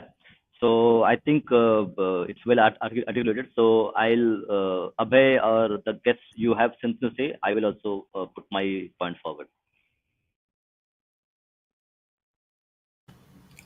Yeah, I mean, the problem with India is what does it want to protect? It doesn't even know. Like, Should we protect our culture, our civilization, our demography? Even on these issues, I don't think our politicians are clear. What national security policy are you going to have if such I is the disagree. situation? No, no, no. I strongly disagree. See, I think you're mixing domestic with domestic policy with national security. National security is solely focused on like protecting your borders, right? Your sovereignty. That those are they. You have to think about them completely Not, differently versus domestic policy. not Um, in, not entirely true. I don't agree. National security also emphasizes upon the fact that there is no civil war inside the country, and for that, culture matters, social cohesion matters. no, not That's really. my Not really. Not really. okay. Fine. Um, you can look at those through different lenses, and it also becomes a policing issue, right? And a lot of things that we think is domestic primarily boils down to a policing issue. But NatSec, it's like there's a lot of clarity in what our national security should be, and it's not like politicians don't have a clue. They're actually quite smart. Um, and they have a level of visibility that very few people do have. And it's also like they make a conscious choice of not talking about it. That's the major point I'm talking about. Right? I certainly don't think we have the maturity to talk about national security properly. Yeah, I mean, national security doctrine, of course, will not be designed by us, but I do think that Indian state does have a lot of deficiencies when it comes to understanding what constitutes our nation. Is it just about the boundaries? Because in most of the talks I've heard that demography is very important component of national security, and it seems that the Indian state currently does not take that fact seriously. So that's what I was saying. What do you want the Indian state to do? Go and force people to have more babies? I don't think it will work that way. No, no, no. That is not the point. I Israel is very clear that it needs to protect its Jewish majority, and but accordingly, it designs its incentives. So uh it may not be direct, but it will be very much indirect. What will the values they will teach to their population? All these things matter. It's not just about directly forcing people to have babies. That's not the point. It's not that simple. again, you're mixing domestic policy with national security. Like, Yeah, see, but because it does constitute national security. That's the point. no, not really. So I'll put it this way, right? Like, whatever the national security policies worry about demography would manifest like, right? They would probably say, "Oh, we don't have enough troops to recruit." They won't say like, "Oh, our demography is kind of declining." It's kind of nonsensical to say that, right? No, no, no, And no, and no. The and it, point is, if let's say madrasas are teaching people to become radical, that is a national security threat. So yeah, eh, internal policies do play a role in national security. you're There is an mixing the external dimension to it as well as there is an internal dimension to it. I wanted to ask something to Navimash Dada. So Yes. yes, so I wanted to ask you this. So which are the countries which produces this national security document? That will be a great clue for us to know why India does not produce. So I wanted to know this from you. I don't have the definite thing, but I think US has it, Pakistan has it, maybe Israel has it too. Uh, like publicly Israel. available. Israel does not. They don't Um, have it, correct? no. US has Um, it. US does. Australia does. Japan Mm, does. mm. Japan just published their first one a couple of years ago, like first national security document. Most NATO countries do because they use their national security document to signal to allies where their focuses are, right? So where their alignments are. Um, Apart from that, I'm not sure. I have to look, but I think Russia might have one too. Um, it's again because they need to be very clear about where their thresholds are, like their escalation ladders are. I wouldn't be surprised if they have one, but uh, not a lot Okay, of countries so do. okay, so like I'll just put one point here, so which is going to be bit more interesting. So, what is the value of having a publicly stated national security policy versus privately held policy, which is only conveyed to G to G, government to government? So, what is the political or any other purpose which serves that a US has it, Australia has it, Japan has it? Is there any politics involved? Is there any general public good involved in that thing, in that way? It depends on your security culture, right? Like our security culture is quite different from the United States. Um, and our strategic and tactical situation is quite different from the United States. For the US, they actually do not have a choice. They have to, because it signals clarity with their allies. It makes their alliance structure even more stronger. So, if the let's put it this way: if the U.S. does not publish a national security document, the first thing that would happen is like um, U.S. allies would flood the Pentagon with their military attaches and diplomatic corps, uh, just trying to get U.S. clarification of where they stand on their treaty obligations and security obligations. So for the U.S., it actually makes sense for them to be public about where they stand on these things. So it means they can have less of these conversations and more of like focusing on the task at hand. Um, is Does India have such a need? I don't. I'm not sure about that. I don't buy it. So I think it Mm-hmm. really depends on the country, their own strategic and tactical situation, their own national security culture, and I think the latter culture does matter. Like having elites who don't look at a document in a zero sum manner matters. Got it. Got it. So, do you think that the colonial structure of our bureaucracy or institutions have a role to play in that way? We mentioned correct. Ramchandra Guha said that okay, we don't need to be the global power. So, does the colonial mindset of the bureaucracy, whether it is institutions, military institutions, civil institutions, their mindset is from a colonial perspective, and that plays a part in that. Not really. I put it this way, right? I think them not thinking in a colonial manner is why they don't publish a national security document. Like, I think our bureaucracy is at least at the level at which they operate in New Delhi. They're Mhm. actually pretty smart and competent people, and they're not necessarily colonial.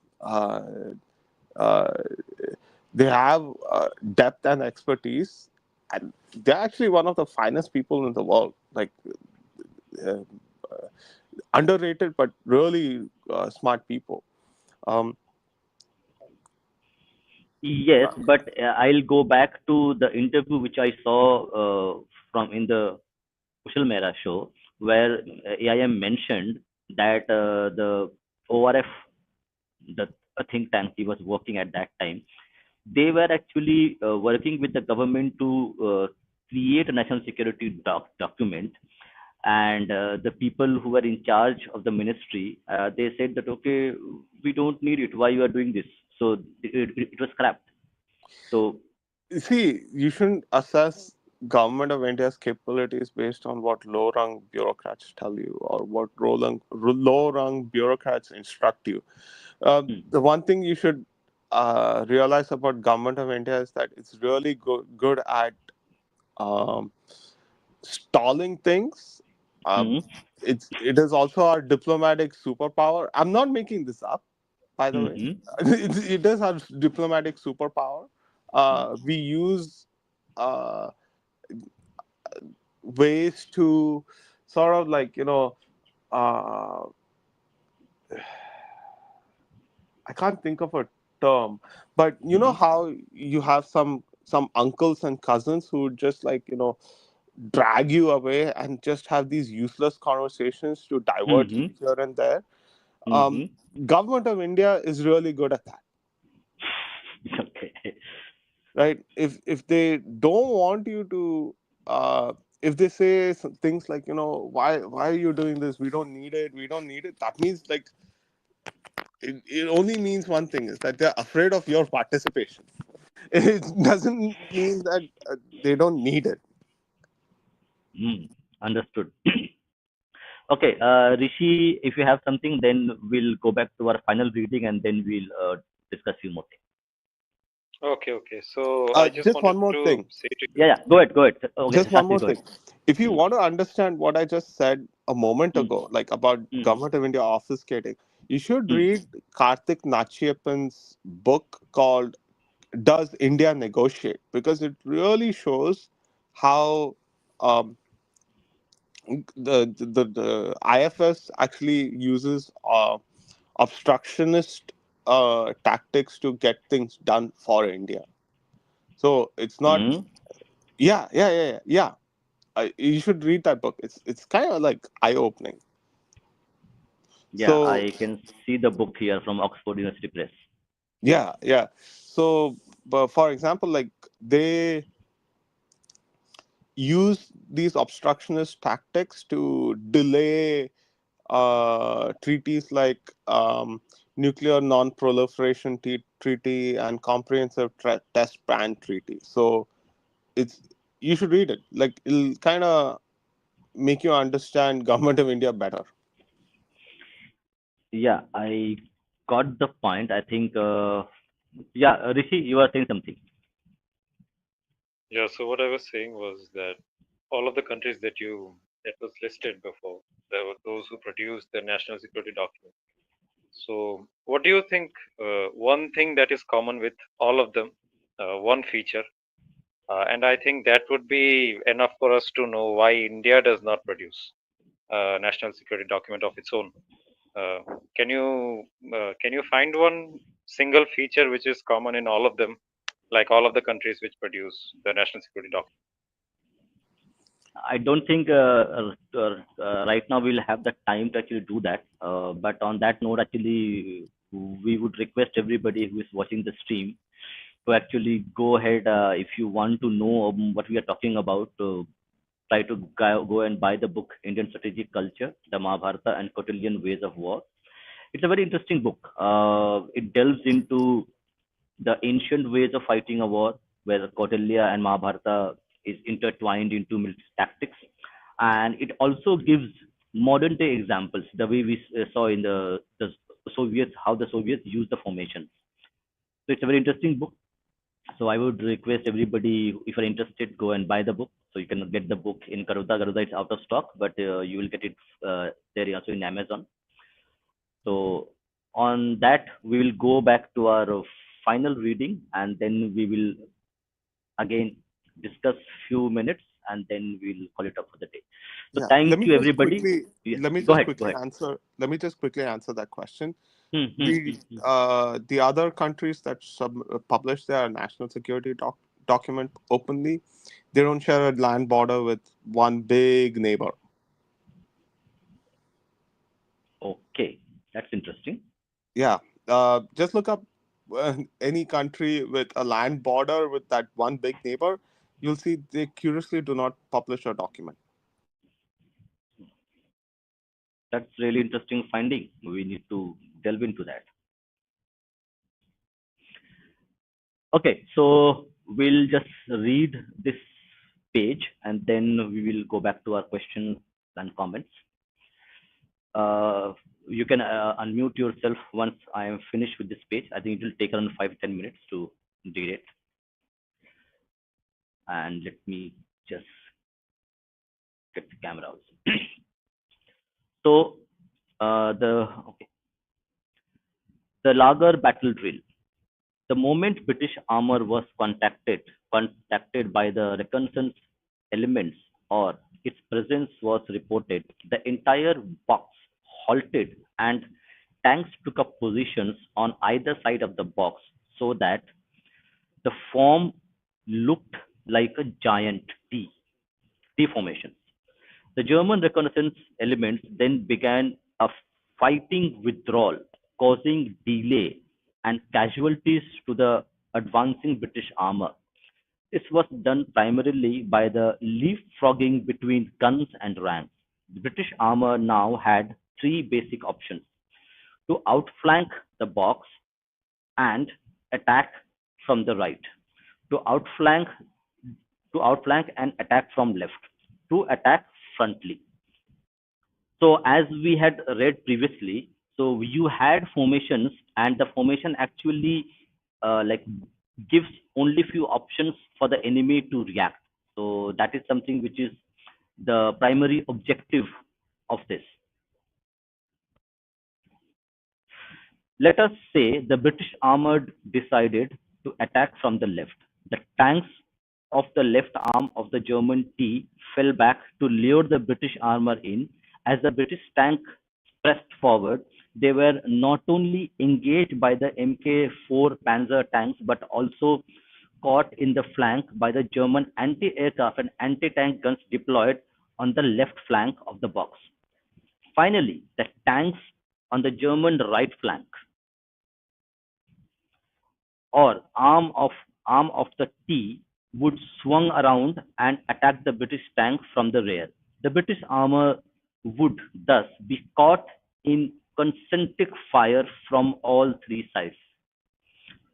The same drill could be repeated if the British decided to outflank from the right. If they decided to attack frontally, the German tanks on both flanks of the box would envelop them from both sides.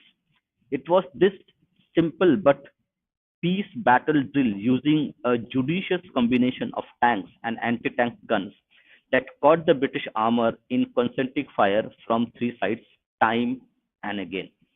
Even today, such battle drills could ideally be adopted by us in the desert terrain. Slight local variations would be required to relate it to the actual ground dune configurations. But the overall principle, if clearly grasped by commanders at all levels, down to the rank of troops and mechanized infantry platoons,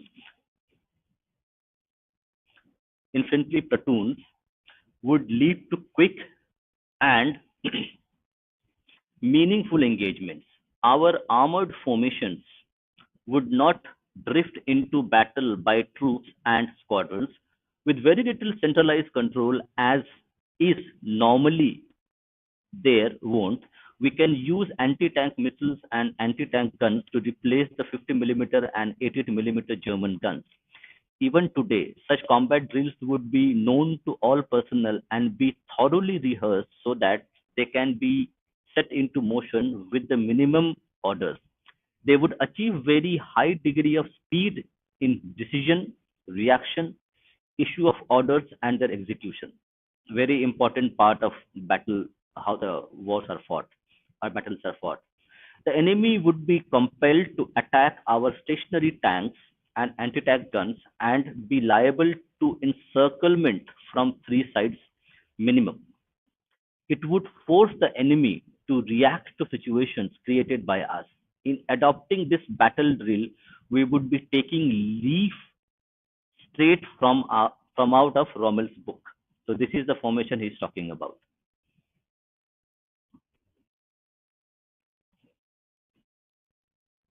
Adjust it. This is it looks like. The advantage of such set-piece battle drills over conventional mental appreciations in a mechanized battle setting would be patently obvious in any unbiased observer. We'll end this part here, and we will read the next part in our next reading session from 138 onwards. So let's go back to our questions and comments.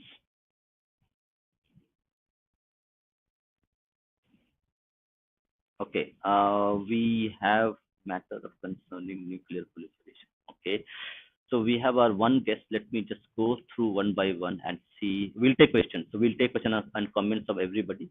So just little be patient. I'm going through them. And guest, if you want to open up and open your mic, go ahead. Till then, I'm going through the chats.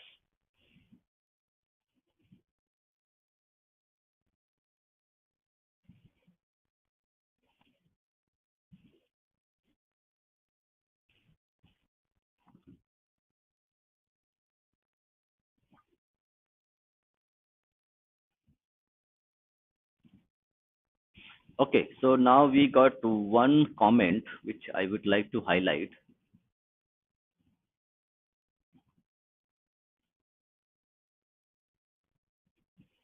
Although it is not our point of discussion today. Okay.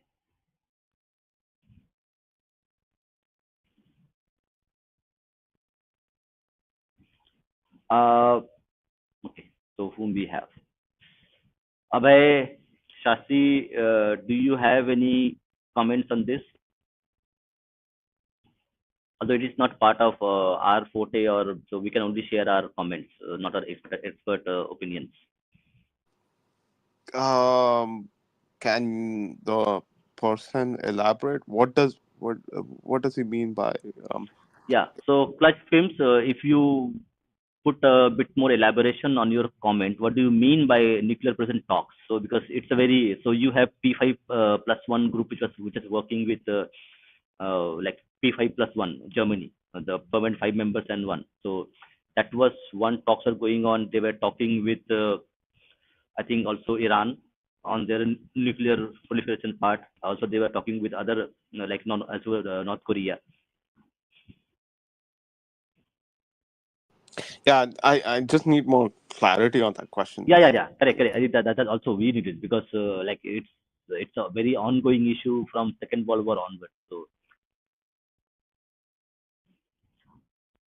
okay, I think maybe he's typing it. But in terms of correct matters of concerning in nuclear proliferation.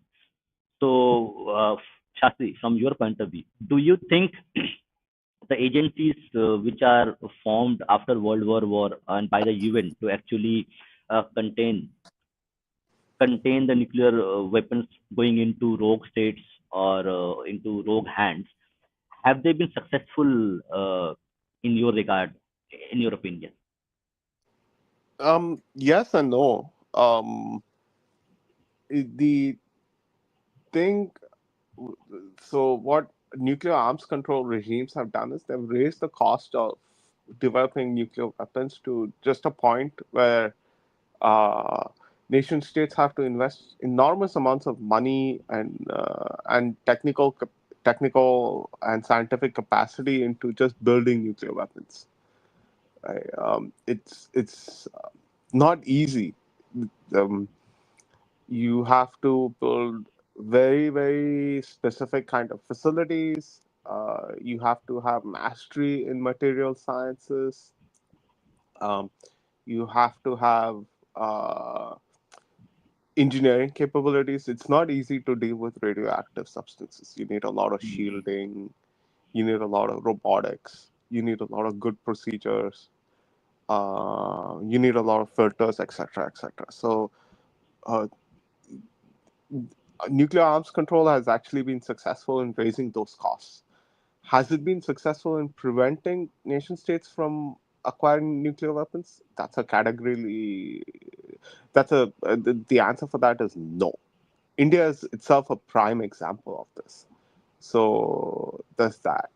Um, with that said, India itself is actually quite compliant when it comes to nuclear arms control. We take it very seriously. Like both North and South Bloc take it very seriously. Uh, uh, it. does contribute in intelligence towards proliferation efforts. Uh, it does intercept proliferation, like the, the Indian Navy does. It does not talk about it, um, and it does monitor these things quite closely as well. So a lot of these conversations are in the background. Um, th- like most countries do not like to talk about these things publicly. Yes, but I would like say that uh, the incident or the whole occurrence with AQ Khan episode, do you think that is the biggest failure in terms of non-proliferation agencies failing miserably? I hope Yeah, you know about definitely. AQ Khan. Yeah, definitely. I mean, they have improved quite significantly since then, right? Like, has there been a second AQ Khan since then? I'd say no. Um, and they've tightened supplies. They've tightened suppliers. Like, this is always going to be an ongoing thing, right? So, when India did its first nuclear test in probably, I think, what, 1972 or something like that. Uh, the Hmm. entire like regime proliferation, anti-proliferation regime changed completely. Went there was a whole restructuring of it. After AQ Khan, there was a similar restructuring of it. So those things will constantly happen. They'll adjust. Laws will be changed. A lot of these things might not even become public knowledge, but you can sort of like read the tea leaves by what they're changing. So Yeah, but my apprehension is that like AQ Khan provided nuclear materials to North Korea, to Iran, and maybe primarily, correct, these two countries which we know of. Okay, so that one mistake, can we afford it? Because you know what can happen. Like there is no second chance in terms of something going wrong really bad. And that was, and those countries were in under sanctions. So I am talking, why I'm talking about as a failure is that an India, a democracy, building its own weapons, still it is acceptable. Okay, that's a responsible country who are doing this. Still you can say okay, they are not going to fire to any other country. But as per the international conventions, you had Iran and North Korea under sanctions for decades. Like they known to be rogue actors, and they were given these technologies under the nose of UN and their agencies. That's a failure which I think we get away with. Next time we may not be in a position to have a second chance on that. I mean, it depends, right? Like, who's it a threat for? Like, so for example, is a nuclear Iran a threat for India? Maybe, maybe not. I. That's something NSCS needs to take a call on, right? Um, and second thing is, what does it really mean to be nuclear these days? Um, and if you have sufficient amount of fissile material, anybody can become nuclear rather quickly.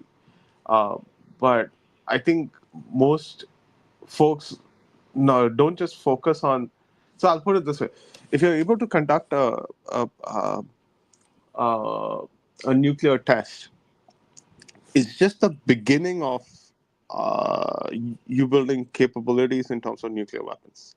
You still have to create subsystems, right? You have to create the protocol, the hierarchy, the organization. You need to staff it with adequate capabilities. Um, like say you probably you'd start with say a land system, so that means you're going to build a rocket which can hold that warhead. Um, and these are not easy conversations to have, right? Like, um, loyalty is also People don't talk about this, but loyalty is a big, big, big deal when it comes to these things. North Korea might not pull the trigger on nuclear weapons if Kim Jong Un is not clear on how the organization structure is going to be and how he's going to monitor the use of those weapons, right? Like, it's one thing to have a Brahmastra for your enemies, right? It's another thing to have someone else control that Brahmastra so that you can attack your enemies, right? Your general might turn against you. So lots of things to think about. Um, and I think as much as we've seen a lot of failures, you should also acknowledge some of the successes, right? South Africa was successfully convinced to give up their nuclear weapons. Ukraine was successfully convinced to give up their nuclear weapons. Um, so you can reverse these things too. South Korea is successfully convinced to not have nuclear weapons. Most European nations have been convinced to not have nuclear weapons. So can't just look at it from one perspective. Yeah, I perfectly agree with your point of view. So we'll finish this session with my last question because we don't have any other questions from the audience.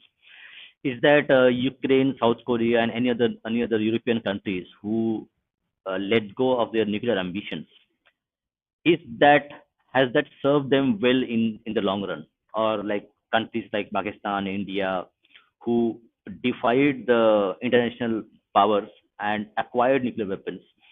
So has India gained something in long term by doing that, or Ukraine or South Korea has lost something leverage in terms of doing that and foregoing their ambitions to become a nuclear power? Okay, so let me tackle Ukraine and South Korea slightly differently, right? So has uh, Ukraine lost anything by losing nuclear weapons? Not really. At least not. That's not my perspective, right? Um, because what leads to Ukraine using its sovereignty has more to do with Ukraine being stupid with its own capacity and capabilities, right? I certainly do think that Ukraine could have negotiated or could have diplomatically resolved the situation. This is becoming consensus in Washington as well. Um, I certainly think you don't need nuclear weapons to hold your sovereignty, right? Like you need hard power capacity. Um, and South Korea is a good example of that. They don't have nuclear weapons, but they can hold uh, the North Korean army and the PLA on their own. On their own, they are that capable, right? They produce a lot of ammunition. They produce military equipment, and they manufacture them like ridiculously fast. Like they're sort of competing with the Chinese on that. Um, has it served India really well? Yes, it has. We are in a very hot neighborhood, and nuclear weapons for us is a necessity for us because it enhances our deterrence capabilities, right? Like, um, you have China thinking twice, 3 or 4 times before they escalate to an open war, right? Like they prefer to settle rather than escalate to a full conventional open war. That did not happen prior to 1965. China had its first nuclear weapons in 1965-ish or 1967, around that time. So before that, we had like a huge conflict. Um, the same thing can be said for on our western borders too, right? Like because we are both nuclear weapon states, uh, we are mindful about how we escalate our conflict. We try to keep it under a certain threshold, um, and that means that you're not spending as much on destructive things, right? Like wars are expensive. the materially expensive, economically expensive, and even politically expensive. So, yeah. Yeah, I think very well said. Okay, so I think we are done for today. It was a very good discussion. Reading was really good. We had quite a good questions. Guests came and gave us a lot of good opinions. So all good. So thank you, Mr. Shastri. Thank you, Abhay. Thank you, Rishi. Thank you, audience, for joining us. Thank you for questions on the chat. So we'll see you tomorrow again at 9 p.m. where we'll be discussing another book. We'll reading another chapter from the book by Mr. Sanjeev Sanyal called India in the Age of Ideas. That's a very interesting book we'll talk about. So till then, we'll see you again tomorrow. So namaste, Jai Shri Ram, Vande Thank you, Mataram. Dada. Namaste. Jai Shri Ram. Bye bye everyone.